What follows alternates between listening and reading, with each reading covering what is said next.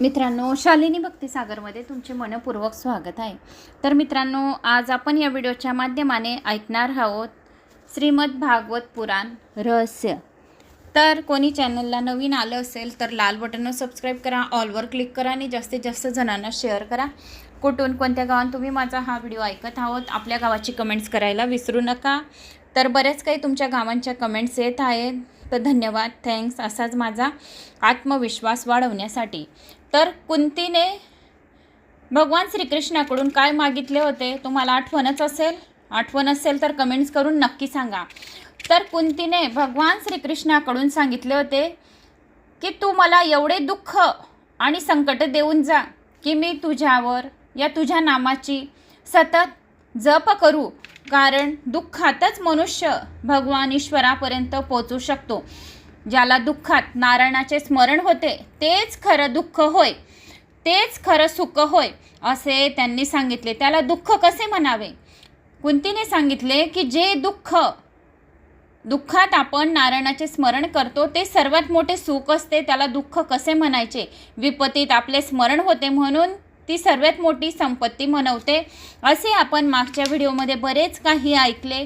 आणि भीष्म पितामहाने सांगितले होते की ज्या वेळेस माझा प्राण जाईल त्यावेळेस तू माझ्या समोर राहा, कारण की ज्या वेळेस आपला प्राण जातो अंतकाळी दुःखात देहानुसदान असते, म्हणजे देहामधून प्राण जातो त्यावेळेस आपल्याला परमेश्वराचे ध्यान होत नाही। लवकर तर तू माझ्या समोरच राहा आणि तेव्हा समोर राहून उभा राहून माझा प्राण जावो हीच माझी इच्छा आहे, असे भीष्म पितामहाने भगवान श्रीकृष्णाला सांगितले। आणि द्रौपदीला आशीर्वाद दिला की खऱ्या मनाने हृदयाने द्रौपदीला आशीर्वाद दिला की अखंड सौभाग्यवती भव, असा भीष्म पितामहाने सांगितले। आणि सांगितले होते की तुझ्याबरोबर एवढे अर्धरात्री तू माझ्याजवळ आली आहे तर तुझ्याबरोबर भगवान श्रीकृष्ण अवश्य आले असतील। तर त्यांनी असे बरेच काही आपण मागच्या व्हिडिओमध्ये श्रवण केले। ज्यांच्यापर्यंत पहिल्यांदा हा व्हिडिओ आला आहे तर मागे जाऊन स्किप करून व्हिडिओ 12वा ऐकू शकता। ज्या ठिकाणी 10वा व्हिडिओ आहे तेथे 11वा आहे, बोलण्यात चूक झाली आहे त्याबद्दल सॉरी। तर आजचा व्हिडिओ आपला 13वा भाग आहे। आज हा 13वा भाग आहे श्रीमद भागवत पुराण रहस्याचा। तर आपण पुराणाला सुरुवात करूया। श्री गणेशाय नमो नमः। वक्रतुंड महाकाय सूर्यकोटी समप्रभ निर्विघ्नं कुरु मे देव सर्वकार्येषु सर्वदा। ओम सरस्वतीयै नमः। ओम गुरुदेवताय नमः। ओम कुलदेवताय नमः। शांताकारं भुजगशयनं पद्मनाभं सुरेशं विश्वाधारं गगनसदृशं मेघवर्णं शुभांगं लक्ष्मीकान्तं कमलनयनं योगिर्ध्यानज्ञं वन्दे विष्णु भवभयहरं सर्वलोकैकनाथं निवासं।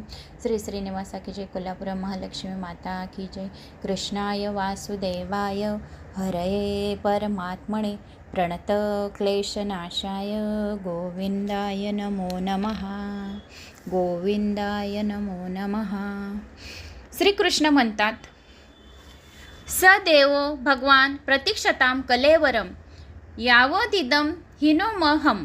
कृष्णाला वाटले की मला बसा म्हणून म्हटले नाही। पुंडलिकाची सेवा त्यावेळी कृष्णाला आठवली। तुकोबांनी एकदा पुंडलिकांना टोमला मारला होता की विठ्ठल तुझ्या दारावर आला असताना तू त्याला बसण्यासाठी आसनसुद्धा दिले नाहीस। दररोज देवाची विनवणी करा की देवा माझा अंत गोड व्हावा, म्हणून माझ्या अंतकाळी तू माझ्याकडे ये आणि शरीरात शक्ती आहे तोपर्यंत खूप तुझी भक्ती करू आणि भगवंताला संतुष्ट करू असा आशीर्वाद दे। श्रीकृष्ण म्हणतात, पितामह या धर्मराजाला वाटते की मीच या सर्वांना मारले आहे, त्यामुळेच यांचा सर्वनाश झाला आहे, त्याला शांती मिळेल असा उपदेश करा। भीष्म पितामह म्हणतात, थांबा, धर्मराजाच्या शंकेचे निवारण मी मग करीन। माझ्या एका शंकेचे निवारण प्रथम करा, माझ्या एका प्रश्नाचे उत्तर प्रथम द्या। माझे जीवन पवित्र आहे, निष्पाप आहे, माझे मन पवित्र आहे, माझी सर्व इंद्रिये शुद्ध आहेत, मनातले ज्याला कळते त्यांना मी हा प्रश्न विचारित आहे। भीष्म म्हणतात, मी पाप केलेच नाही तर मला ही सजा का? मला बाणांच्या शय्येवर का निजावे लागले? भीष्म पितामह म्हणतात, मी पाप केले नाही होते तरी पण मला बाणांच्या शय्येवर का निजावे लागले? मला अतिशय वेदना का होत आहे या बाणांच्या? मी निष्पाप असतानाही मला हा असा दंड का दिला गेला? भगवान म्हणतात, हे पितामहा, आपण कोणतेही पाप केले नाही ही गोष्ट खरी आहे. म्हणूनच तर मी आपणास भेटण्यास आलो आहे. तुम्ही पाप केले नाही, पण तुम्हाला भेटण्यासाठी आलो आहे मी. तुम्ही कोणतेही पाप केले नाही, तरी पण तुमच्या डोळ्यात देखत पाप होताना तुम्ही पाहिले. आपण जे पाप पाहिले त्याचा हा परिणाम आहे, त्याचा हा दंड आपण भोगत आहे. कुणी पाप करताना आपण पाहिले तरी ते पापच घडते.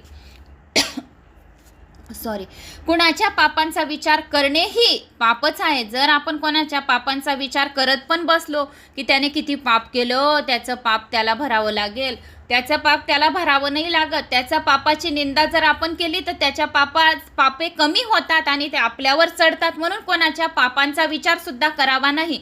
कुणाचे पाप सुद्धा पाहू नये, ऐकू सुद्धा नये, कुणाला सांगू सुद्धा नये. असे भीष्म पितामह म्हणतात. मी कोणते पाप पाहिले तेच मला आठवत नाही, तर मला आज हे पाप मला बघावे लागले की मी बाणांच्या शय्येवर मला झोपावं लागलं. कृष्ण म्हणाले, पितामह, आपण विसरला असाल तरी मी विसरलो नाही. मी ईश्वर आहे, मला सर्व गोष्टींची आठवण राहते. माझ्याजवळ वही खाता नाही, लेखाजोखा नाही, पण सर्व काही आठवण आहे. एकदा आपण भरे सभात असताना दुःशासनने द्रौपदीला सभेत आणले होते केस ओढून. आपण त्यावेळी तेथेच होता ना, ज्यावेळेस दुःशासनने भर सभेत असताना द्रौपदीला केस ओढून सभेत आणले होते, त्यावेळी तेथेच होते ना तुम्ही. द्रौपदी त्यावेळी तेथे म्हणाली होती की दूतात सर्व काही हरवलेला पती आपलेल्या पत्नीला पणाला लावू शकत नाही. त्यावेळी दुर्योधन म्हणाला होता की आता द्रौपदी आपली दासी झाली आहे, तिला निर्वस्त्र करा. त्यावेळी द्रौपदीने आपल्याला प्रश्न विचारला होता की हारलेल्या पतीला आपली स्त्री पणाला लावता येते का? त्यावेळेस द्रौपदीने काय विचारलं होतं? भीष्म पितामह, तुम्हाला की हारलेल्या पतीला आपली स्त्री पणाला लावता येते का?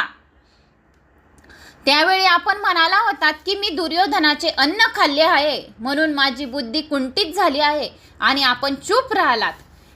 हे तुमच्याने घोर पाप झालेले आहे की आपण ज्या वेळेस द्रौपदीने तुम्हाला विचारलं की हरवलेल्या पतीला आपली पत्नी पणाला लावता येईल का, त्यावेळेस तुम्ही काय म्हणाले की मी त्याचे अन्न खाल्लेले आहे, तर मी काहीच मला बोलता येणार नाही, मी चूप राहिले.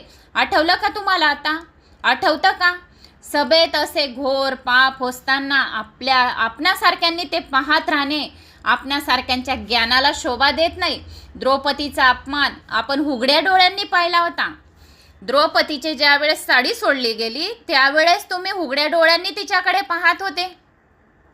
द्रौपदीला तर वाटत होते की आपल्यासारख्या वडीलधाऱ्या ज्ञानी पुरुष सभेत असताना न्याय देतीलच आणि आपण द्विधा मन स्थितीत असल्याने चूप राहिलात आणि तिच्यावर अन्याय होत होताने अन्यायाला रोखू शकले नाही.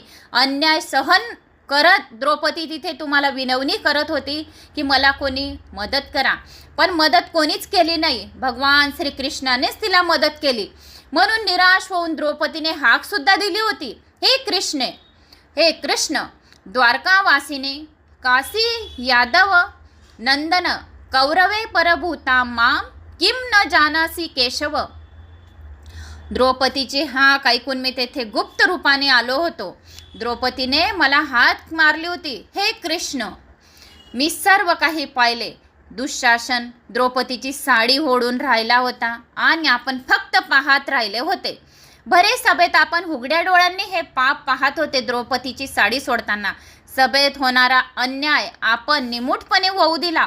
त्या पापाचा हा दंड आपण भोगत आहे की या बाणांच्या शय्येवर तुम्हाला निजावे लागले आहे आता. कारण उघड्या डोळ्यांनी तुम्ही द्रौपदीचे पाप पाहिले, तर उघड्या डोळ्यांनी मृत्यूसमयी बाणांच्या शय्येवर तुम्ही हे पाप स्वतः तुमचं पाप बघत आहे.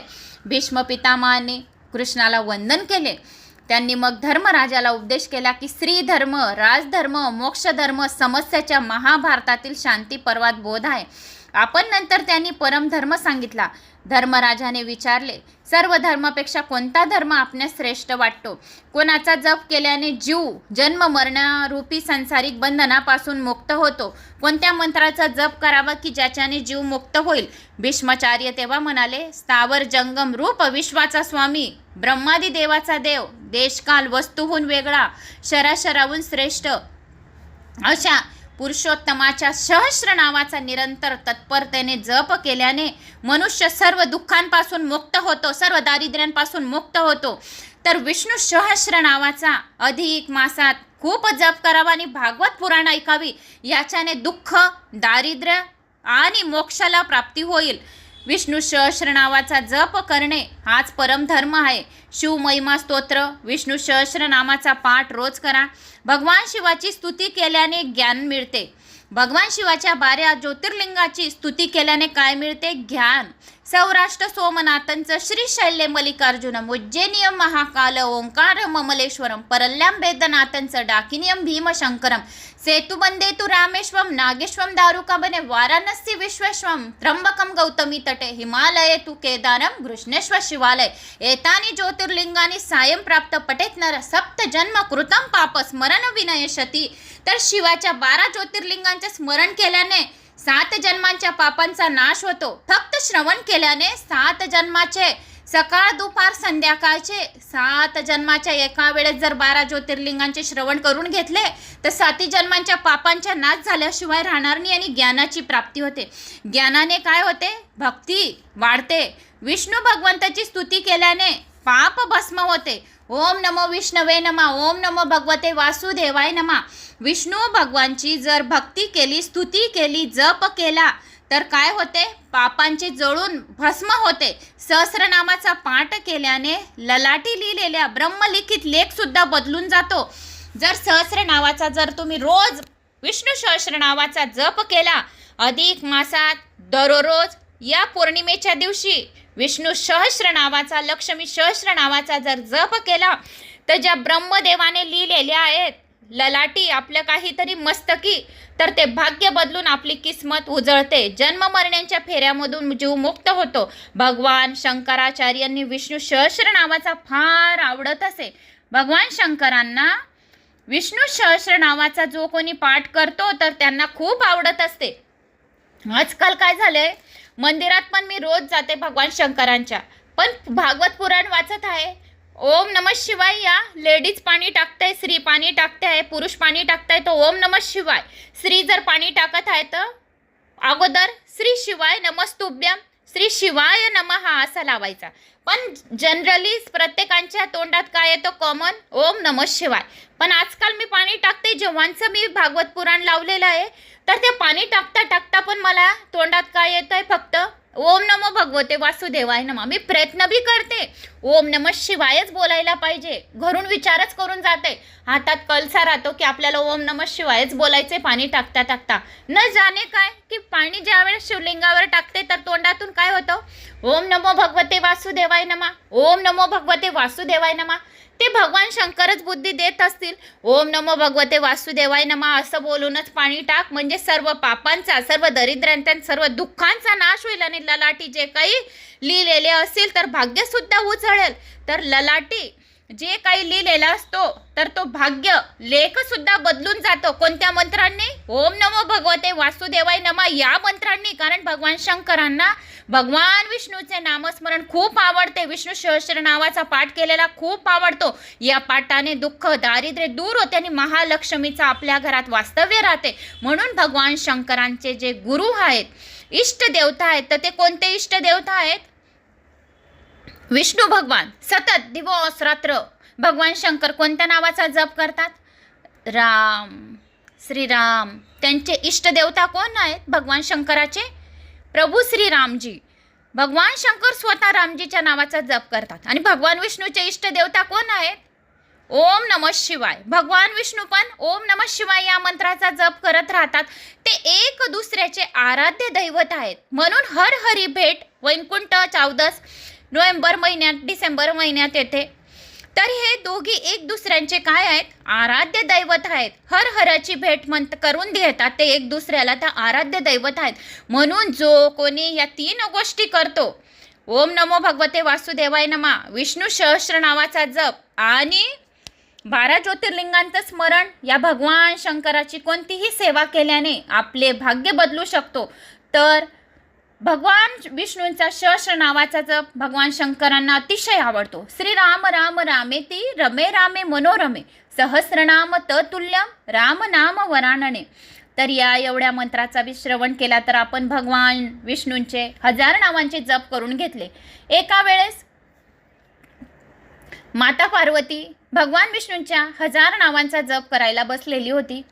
त्यावेळेस भगवान शिवशंकर आले आणि आवाज दिला माता पार्वतीला की काय करत आहे. त्यावेळेस माता पार्वतीने सांगितले की मी भगवान विष्णू सहस्र नावाचा, भगवान विष्णूच्या नावाचा जप करत आहेत.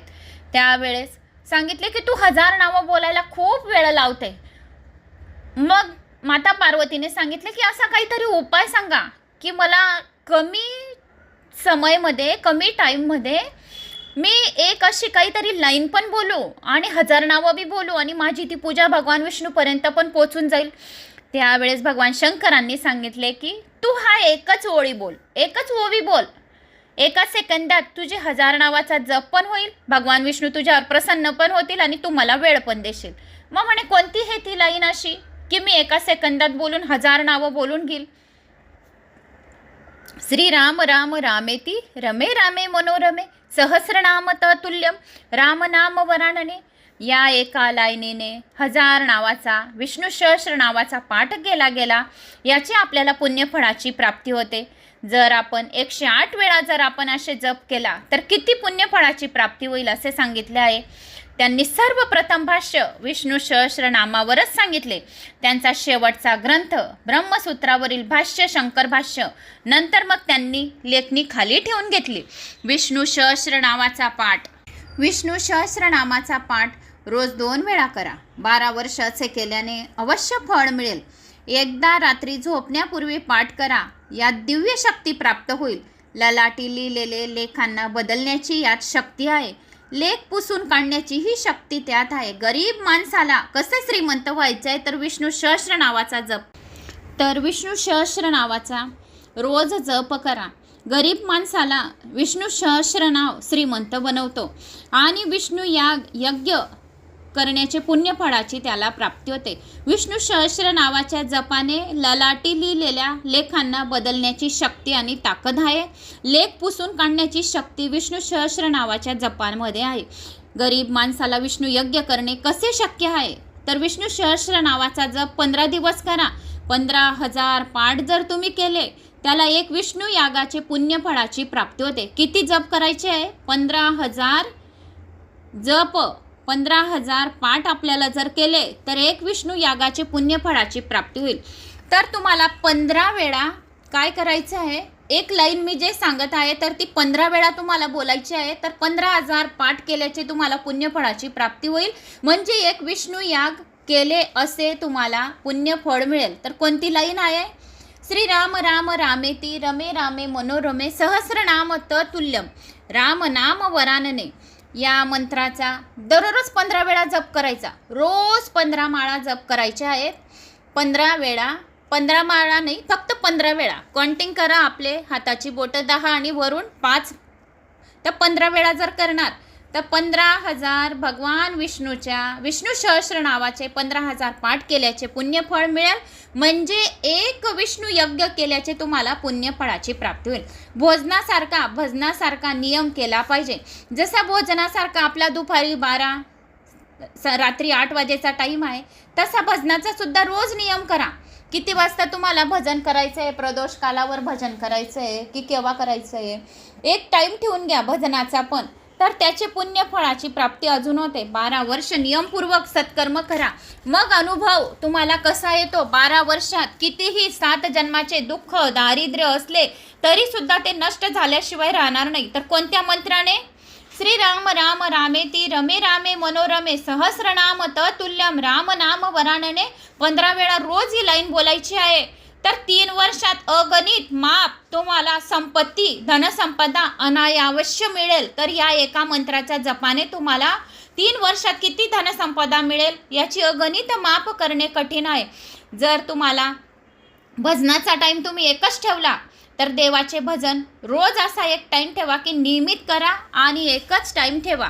ज्या परमेश्वराच्या कृपेने सुख मिळाले, पुत्रप्राप्ती झाली आणि भगवंताची भक्ती पण तुमच्याने होत आहे, भगवंताचं नामस्मरण पण होत आहे, स्मरण पण करत आहे, तर तुम्हाला विष्णू याग रोज केल्याचे तुम्हाला पुण्य फळ मिळेल. तर रोज भगवंताची भक्ती करा. स्मरण जर जीव करणार नाही तर त्यापेक्षा अधिक पाप ते कोणते. जर तुम्हाला एक वेळा पण दिवसाभरातून भगवंताचं नामस्मरणच नाही झालं तर हे अधिक पाप तुमच्या घडून जाईल. त्यानंतर भीष्मदेवांनी देवाची स्तुती केली व म्हणाले की मी भगवान श्रीकृष्णांना भीष्म पितामह म्हणाले की मी या उघड्या डोळ्यांनी अशा बाणांच्या शय्येवर पडलेले आहे, तर कोणते मी पाप केलेले होते. मला बाणाच्या शय्येवर मला निजावे लागत आहे आणि अतिशय वेदना मला होत आहे. हे श्रीकृष्णा, मी कोणते असे पाप केले होते की मला बाणाच्या शय्येवर असे निजावे लागत आहे. भगवान श्रीकृष्ण म्हणतात की आठवा भीष्म पितामह, आठवा तुम्ही कोणते पाप केलेले होते. त्यावेळेस भगवान श्रीकृष्ण म्हणतात की ज्या वेळेस द्रौपदीला भरी सभामध्ये दुःशासनने केस ओढून भरी सभेत द्रौपदीला आणले होते, ते पाप तुम्ही उघड्या डोळ्यांनी पाहिले होते. म्हणून तुम्ही बाणांच्या शय्येवर उघड्या डोळ्यांनी तुमचे स्वतःचे पाप बघत आहे. मग त्यानंतर भीष्मदेवांनी देवाची स्तुती केली व म्हणाले, हे नाथ, मी आपले दर्शन रिकाम्या हातांनी कसे घेऊ. मी आपणास काय अर्पण करू. भगवंत जीवाला धनसंपत्ती मागत नाही, तो तर मन, बुद्धी, विश्वास, श्रद्धा मागतो. भीष्म पितामह म्हणाले, मी माझे मन, बुद्धी ही आपल्या चरणावर वाहतो. हा जीव मोठा कपटी आहे. एखादे संकट आले की रणछोड रायाचे दर्शन घ्यावाच जातो. तेथे देवाला 11 रुपये भेट देऊन म्हणतो, हे नाथ, माझ्या भावावर कोर्टामध्ये दावा दाखल केला आहे, जरा त्या कोर्टाचा दावा नील करा आणि लक्ष ठेवा. असा हा कपटी मनुष्य आहे की लगेच 11 रुपये ठेवतो आणि एवढी मोठी मागणी करतो. लक्ष ठेवा म्हणण्याचा अर्थ असा आहे की देवाने त्याच्याबरोबर कोर्टात जावे आणि तो वकीलला 300 रुपये देईल आणि देवाला मात्र 11 रुपयात समजवतो. भगवंत म्हणतात की मी तर सर्व काही पाहतो, जाणतो आणि समजतो देखील. मी तर तुमच्या आज्याचाही आजोबा आहे. लक्ष्मी जेव्हा देवाला विचारते की भगवान, तुम्ही आपल्या भक्तांना दर्शन का देत नाही, भगवान उत्तर देतात की दर्शनाच्या बदले ते काय मागतात हे तर पहा. देवाला तुम्ही आपले मन, बुद्धी, हृदय अर्पण करा.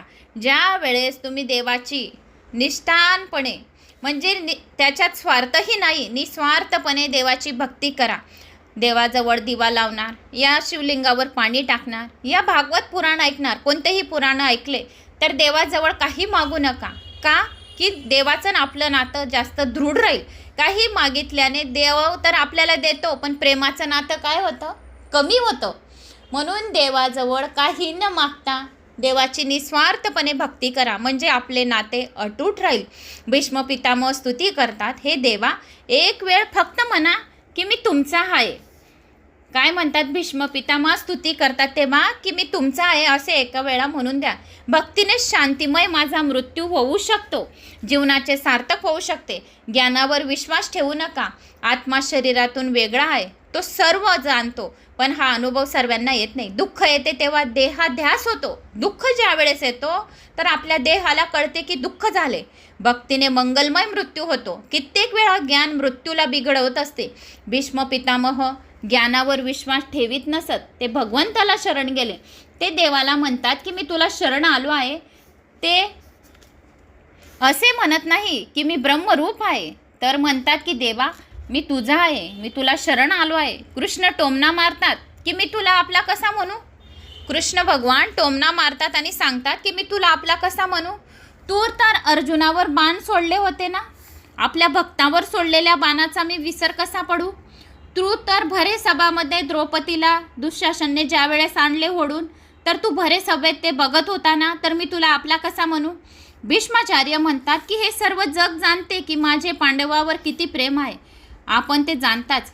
युद्धात माझे शरीर कौरवाकडून होते. पांडवावर मी बाण तर सोडले, पण मनाने इच्छित होतो की पांडवांची जय मिळो.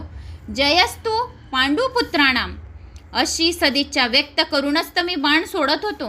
कृष्ण म्हणतात, पितामह, आपण मनाने पांडवांकडून नव्हता, कौरवांच्या सैन्यात राहून माझ्या पांडवांशी युद्ध केले.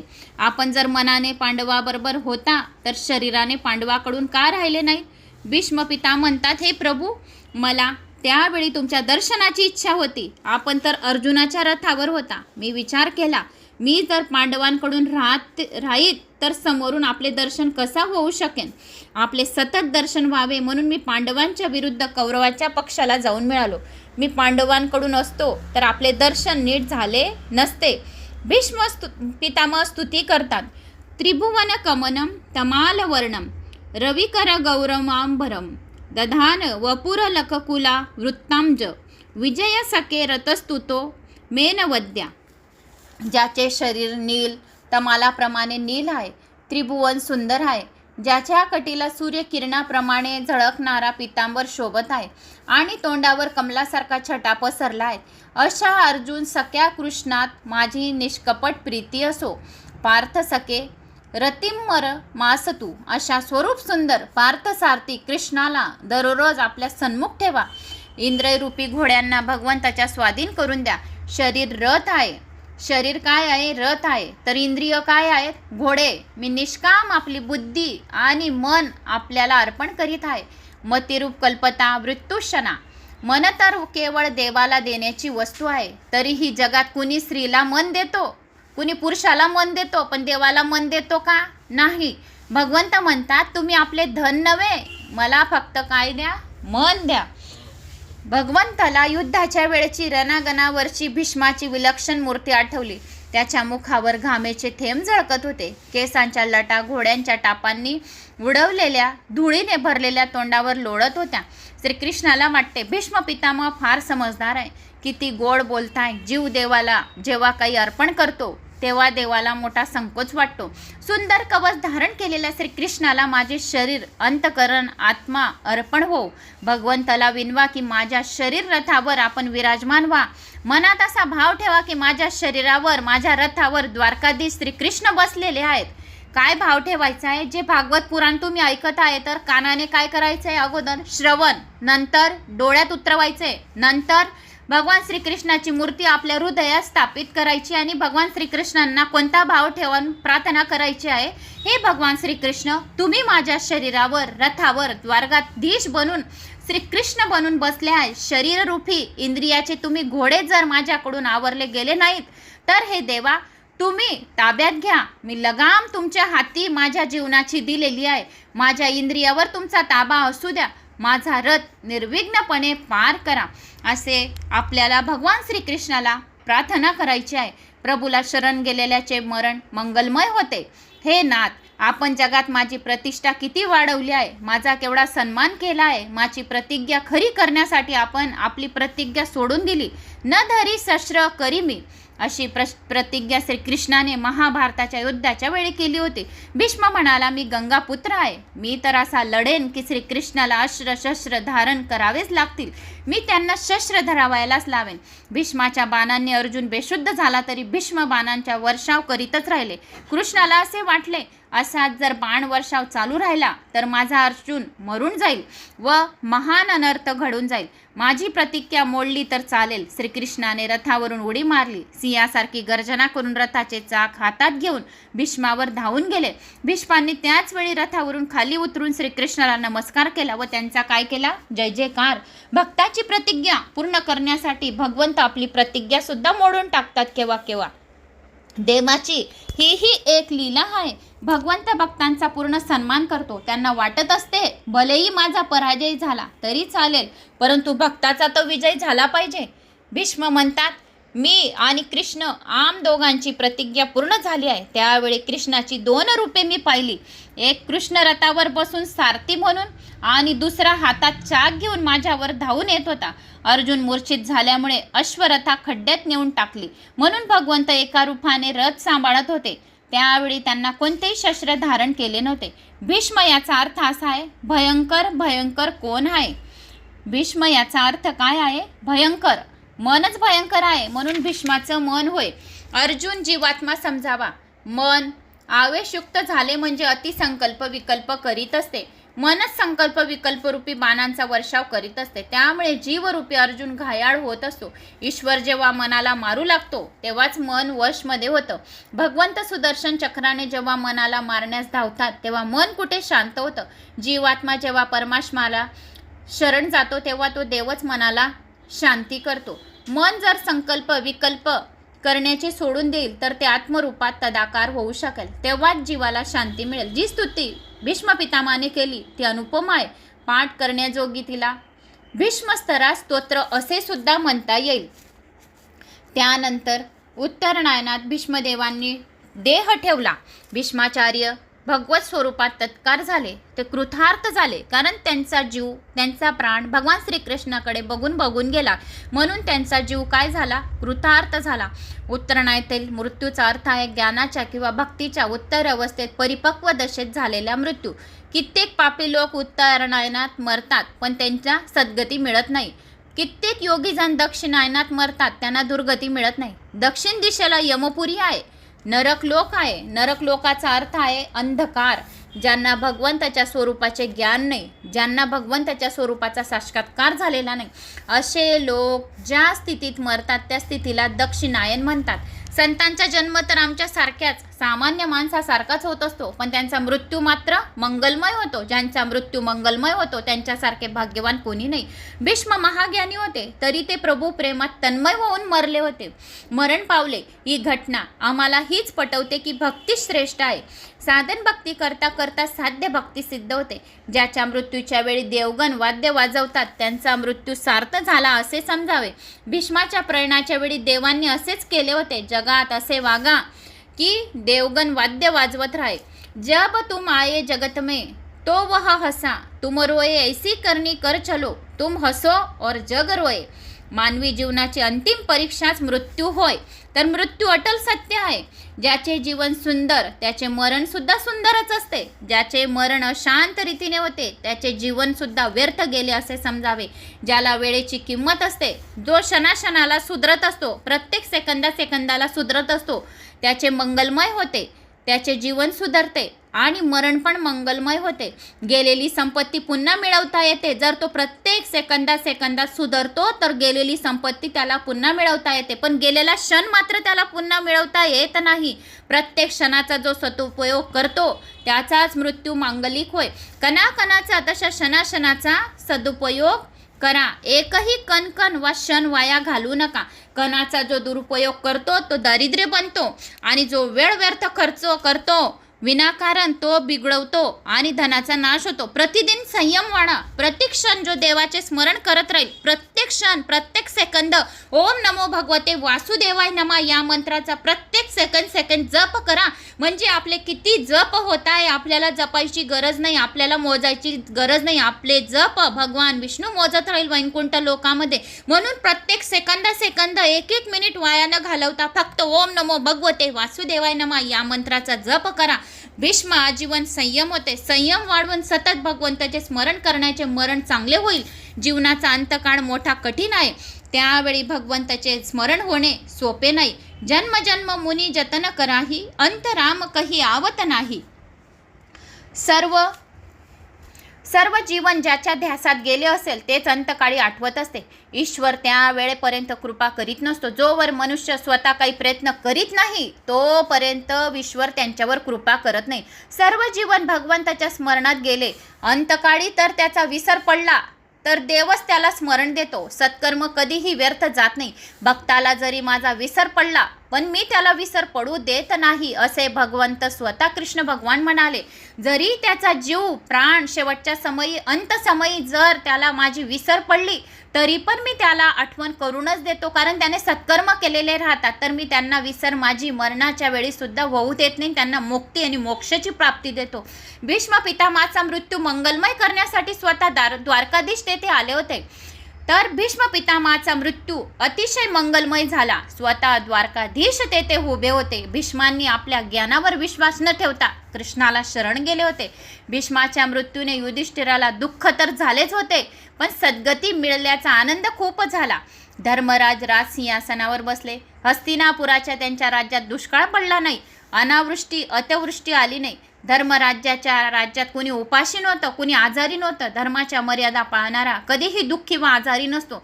अनेक जन्माच्या भोग वासना अजून मनात कायमच असतात, त्यांचा समूळ नाश तर होऊ शकत नाही. पण विवेकाने उपयोग घ्याल तर अंतकाळापर्यंत इंद्रिय स्वस्थ राहतील. धर्माच्या मर्यादेत राहून जर अर्थ काम मोक्ष यांचा जर तुम्ही उपयोग केला नाही, उपयोग घेईल तर तो दुःखी होणार नाही. संयम व सदाचार वाढले नाही तर धनसंपत्तीही आनंद देऊ शकणार नाही. म्हणून संयम सदाचार आणि प्रत्येक सेकंदात ओम नमो भगवते वासुदेवाय नमः या मंत्राचा जप करा, म्हणजे धनसंपत्तीही वाढेल आणि मनाला आनंदही येईल. सूत सावध करतात. धर्माच्या राज्यात धर्माचे शिक्षण दिले जात होते. आरोग्यम भास्करात इच्छेत मोक्ष इच्छेत जनार्दनन. सूर्यनारायण प्रत्यक्ष भगवान आहेत, बाकी सर्व देव भावनेने सिद्ध होतात. सूर्यनारायणाचे प्रत्यक्ष दर्शन रोज होत असते, त्याच्या दर्शनासाठी तसेच भावनेची जरुरी नाही. या प्रत्यक्ष देवाची आराधना प्रार्थना करा. धर्मराज सूर्याची उपासना करीत असून सूर्यनारायणाच्या आराधनेशिवाय बुद्धी शुद्ध होत नाही. कमीत कमी 12 सूर्यनमस्कार रोज घाला. कमीत कमी 12 सूर्यनमस्कार रोज घाला. सूर्यनारायण व श्रीकृष्ण एकच आहेत आणि कृष्ण सूर्यनारायण होत असतात. तर भगवान श्रीकृष्ण गीतेमध्ये धर्मराजाची कथा ज्योतिषोम आदित्यो, तर धर्मराजाची कथा आपण पुढच्या व्हिडिओमध्ये, आता नारायणाची कथेमध्ये काय सांगत आहे तर ते पुढच्या व्हिडिओमध्ये आपण ऐकूया. आता या व्हिडिओच्या माध्यमाने आपण विष्णू सहस्रनामाचं महत्त्व काय आहे, 12 ज्योतिर्लिंगांचं महत्त्व काय आहे आणि भीष्म पितामहाने कोणते कोणते पाप केले होते, या कोणते पाप कोणाचे ऐकू पण नये, निंदा करू बी नये, कोणाला सांगू बी नये. तर असे पाप ऐकल्याने बघितल्याने सहन केल्याने सुद्धा आपल्याला त्या पापाची भोगावे लागतात, असे भगवान श्रीकृष्णाने आजच्या या अध्यायामध्ये सांगितले होते. की म्हणून कोणाची निंदा नासलती चुगली, कोणाचे पापसुद्धा इकडचे तिकडे करू नये, उघड्या डोळ्यांनी काही बघू नये. तर असे हे आपण भरपूर काही आजच्या या अध्यायात ऐकलं. तर मला अशी आशा आहे की तुम्हाला माझा हा व्हिडिओ, हा अध्याय आवडला असेल. आवडल्यास ओम नमो भगवते वासुदेवाय नमः कमेंट्स बॉक्समध्ये करा. आपल्या गावाची कमेंट्स करा. ओम नमो विष्णवे नमः करा. श्री राम राम रामेति रमे रामे मनोरमे सहस्रनाम तत्तुल्यम राम नाम वरानने. किती वेळा बोलायचे कमेंट्स करून सांगा की हा मंत्र आपल्याला किती वेळा बोलायचे, म्हणजे एक विष्णू याग केल्याची आपल्याला पुण्यफळाची प्राप्ती होईल. ज्याने व्यवस्थित ऐकले असेल तर नक्की कमेंट्स करून सांगतील की किती वेळा आपल्याला हा मंत्र बोलायचा आहे, म्हणजे एक विष्णू याग यज्ञ केल्याची आपल्याला पुण्यफळाची प्राप्ती होईल. ओम